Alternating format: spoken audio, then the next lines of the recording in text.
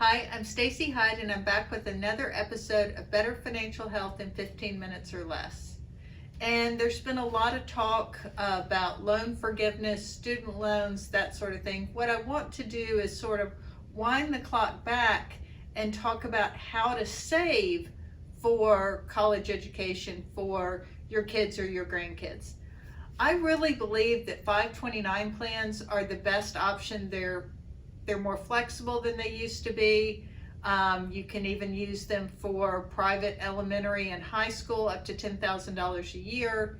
They can be used for graduate school, regular tuition. They can pay room and board, a computer, that sort of thing. So they're pretty flexible. So the key thing to keep in mind is the sooner you start, like with many things around money and compound interest, the sooner you start, the better off you're going to be. And markets have been beat up this year, so it's kind of a good time to be buying some 529 plans for your kids or grandkids. So what I'd encourage you to do, if you haven't already, open a 529 account. If you're a grandparent and maybe your children have already started 529 accounts for their kids, it's probably going to be easier just to add money to there. The other thing that's great about this, particularly with younger kids, they can only play with so many things, and they're probably more excited about the box and the paper than they are the actual gift. And clothes, they grow out of them so quickly, or they have to go through 5 changes a day if they're infants because they spit up on the stuff or they have the epic blowout. So clothes and toys, they're nice, but there's only so many things they can play with.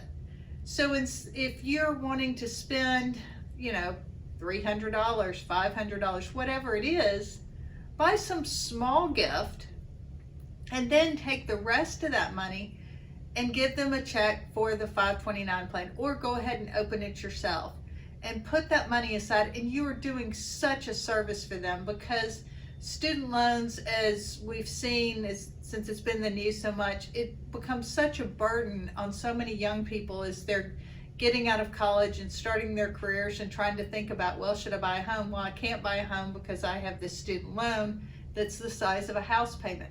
So go ahead and help them now put that money aside, so that when they get to that point and they're ready to go off to school, that they can then use those funds to pay for it. And some people say, well, they're really smart, they're likely to get a scholarship.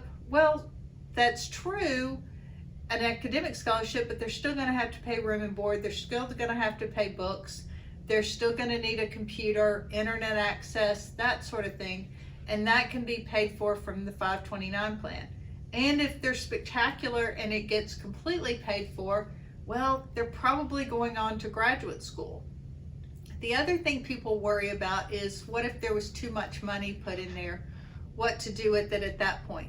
If they do get a scholarship, you can pull out the money that they got in the scholarship and you just pay tax on the gain. There's no penalties involved there. If they have younger siblings that may not have been as good as students, or, let's be honest, as good at test takers on standardized test, then you can use some of that money for another grandchild that you have. It doesn't have to be in the same family unit. It can just be on the same generation, and you can change the beneficiaries of those accounts.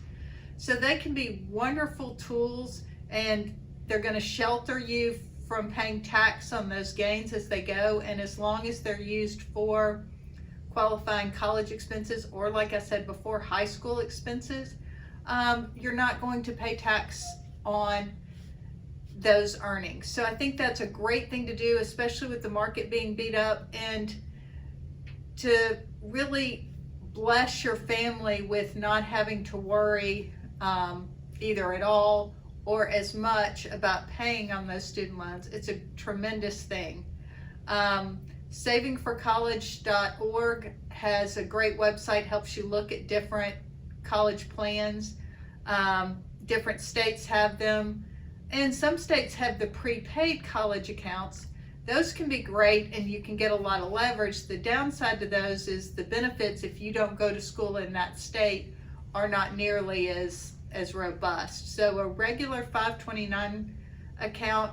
You can use the money at any college, at any state, and even international schools, as long as it meets some accreditation requirements. So I'd encourage you, if you're a parent or a grandparent, to really incorporate either starting or adding to a 529 plan account as part of your holiday gift giving this year. Thanks for tuning in. This has been another episode of Better Financial Health in 15 Minutes or Less.